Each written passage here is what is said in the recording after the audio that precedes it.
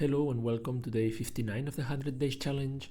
Today I continued with the Godot game that I'm building, the Maze Rush, and what I did is working on the maze itself, so adding the walls, adding the player position where to start and when to reach and how to move the camera.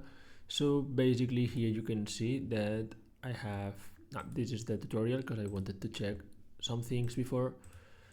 But basically I have created two new scenes. One is the wall, so I have this wall scene that within the 3D it's just a wall, that it's a static body 3D with the collision shape and the mesh instance. Something important about here was that I had to change the size of the collision shape, but to make it more high than wide, or so that the y was higher than the x and z.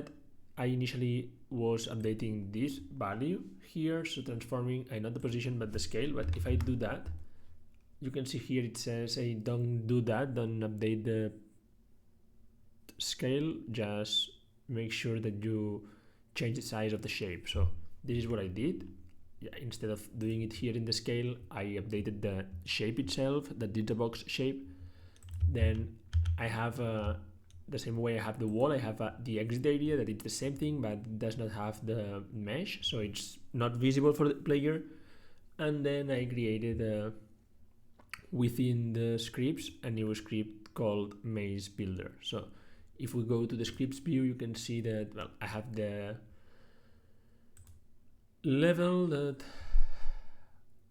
we already had from the last day, and today what I did is just let me add the different scenes to the main one.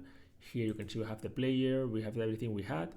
In the map object I only added walls that I no longer needed, so I would be able to actually remove those four things, because the walls are not needed anymore, just the floor.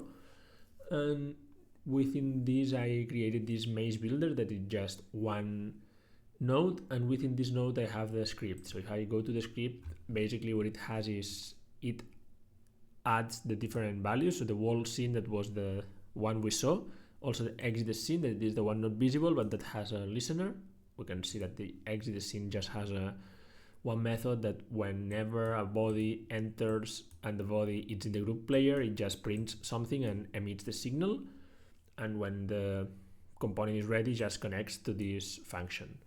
So within the builder we have those two scenes, then which is the cell size and which is the player. So basically those are the four things, and here I initially just worked on one level, then I'll work on having several levels with different things. Here the levels are, as you can see, as array of strings, so each of those rows are the elements of the array, and this is how the map is going to be rendered. So the hashtags will be walls, the dots are just empty cells where the player can walk, the S is the start, the C is where the camera should start looking, because I faced that when I had just like this, sometimes I was looking upwards, sometimes I was just looking here, and it was weird. So for example, if I just play here, I reduce the timeout to 1 second for debug purposes, but as you can see, this is how it was looking. So I had to turn off and move around, so I just created this new kind of input where you can configure where the user should start looking. So if I just replay, instead of looking at the wall, I just look at the left. So here you can see that I was on the left side, not on the right. If I change this to a dot and I put it on here, then I will be looking at the right instead of the left. So I'm on the right and I have the chance to see the left. So those are the parameters that I can configure, and the E, that is where the user needs to reach. Basically I verify on the ready that everything works fine, then I build the level 1, so everything is dynamic, instead that just this is in a constant value, but the methods are already expecting just some values. So here I just compare everything, I clean in case it's fulfilled, then I just iterate everything from the rows, well, the grid that they have on the top, and depending on the character, I either build a wall or I build the player. So I set everything with this yaw is that where I choose where the player should start looking at. And if it's an E, it just adds the exit. So the add wall and add exit, it instantiates one of the two scenes, setting it to the proper position in the wall, and this calculates where to put. It's important to take into account that the center of the maze is the 0, 0, so for that reason it works this way. So with those things in mind, as you saw, we have now the game. So we start just appearing here. We need to reach to the position that we know. What I've seen is that the controls, and you can see here on the left, first that on the console there's nothing, and when I reach this point here, player has reached the exit. So here I have control to do whatever it needs.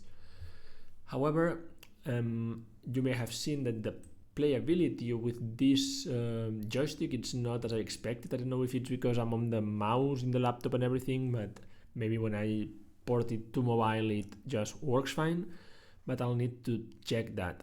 Otherwise, as I said, I always have the chance to just make it run and then just swipe to one side or the other to turn the player.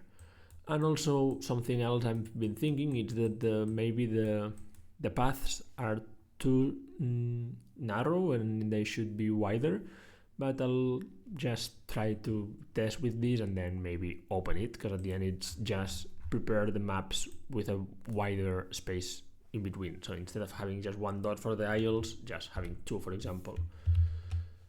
And that's all for today. I think that also, well, as you've seen, there's no textures in the walls, so I may add some randomness so that it can add different textures and everything to make it more, to have more depth.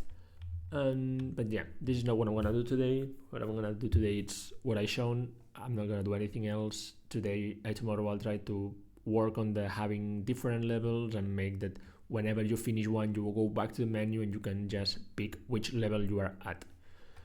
That's all for today. Thank you if you watch, and see you tomorrow.